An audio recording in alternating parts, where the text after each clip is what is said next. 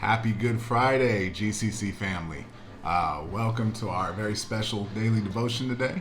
And we have been doing a daily devotion going through the book of John, the Gospel of John. And we are currently in the middle of John chapter 6, but we're going to wait till next week to continue that.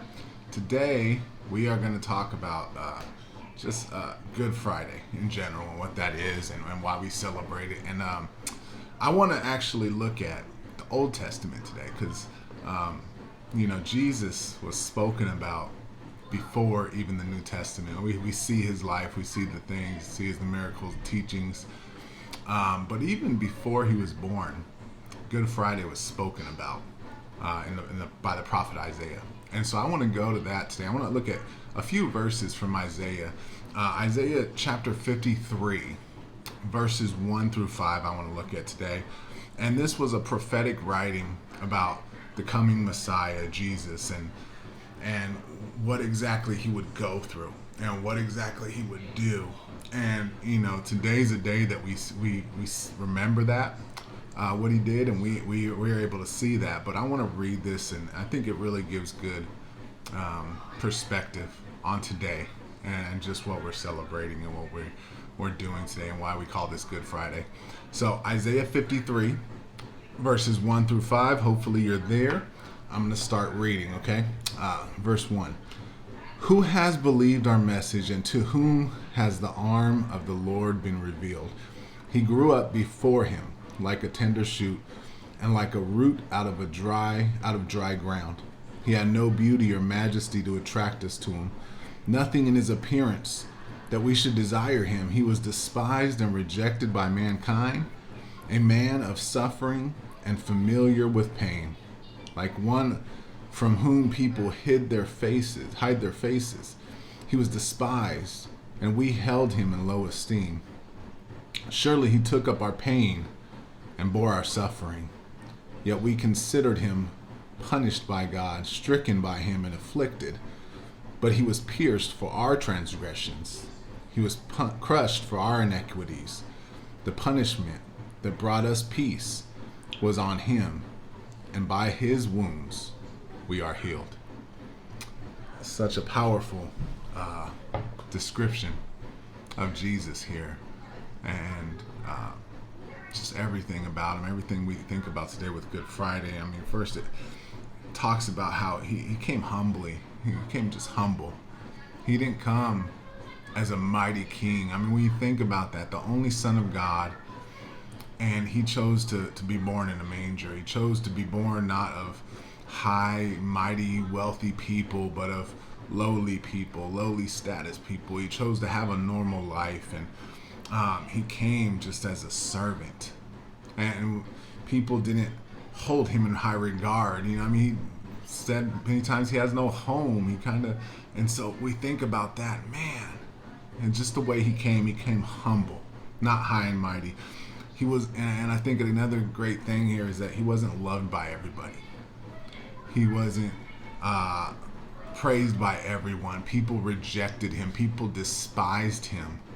Even to this day, people reject him and despise him. You bring up the name Jesus, and it creates controversy, and some people just don't like what he stands for, and they reject him constantly. I mean, when you think about that Jesus was rejected and despised, yet he came because he loved everyone.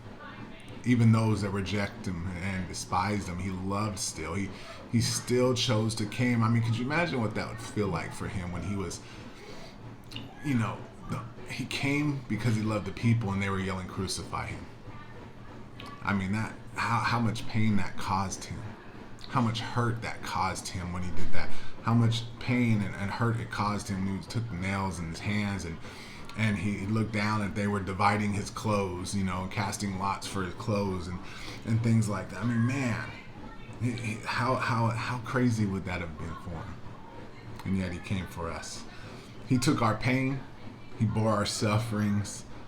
He was pierced for our transgressions and crushed for our iniquities. Such a great description of what he took. When you think about that, he took our pain. He took what was the pain that we were supposed to feel. He took the pain of and the suffering. He bore our suffering of our sin. And he was pierced for our sin, pierced for our transgressions, pierced for everything that we've done wrong against God. He was crushed for our iniquities. Every single whip, every single beating, every single nail that he took was for us. And by that, said by his wounds, we are healed. By his wounds, we are healed. Because of his wounds that he took, because he took all those things, we have salvation, which is the ultimate healing of our soul, of our spirit. We are healed by that. See, what we call Good Friday today, what we celebrate as Good Friday, was a bad day for Jesus.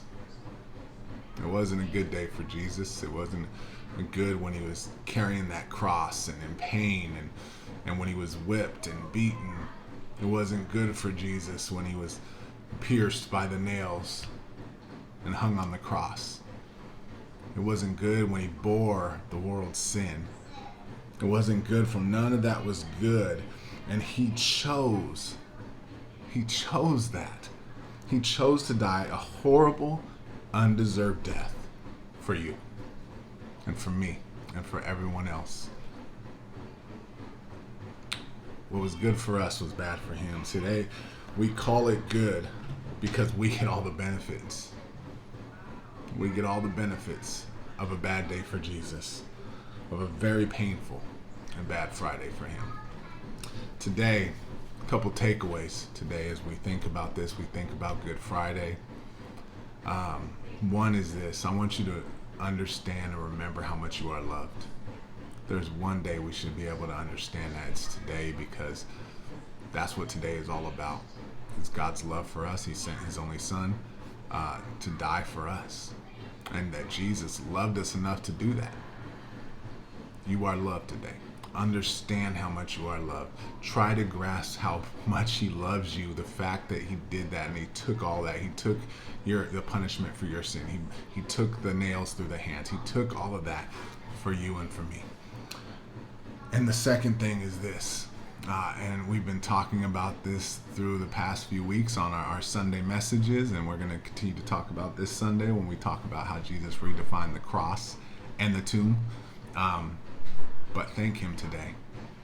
If you haven't already, thank Jesus for what he did for you on this Good Friday. Thank him. Thank him today for what he's done. He deserves it. He deserves our thanks. He deserves our praise. And we need to make sure we do that today. Have a great and amazing Good Friday. Spend some time with the Lord. Spend some time with your family. And I can't wait to share a message with you guys on Sunday. And we celebrate this Easter. We celebrate the cross. We celebrate the resurrection this weekend. God bless you guys. Have a great day. And we'll see you Sunday.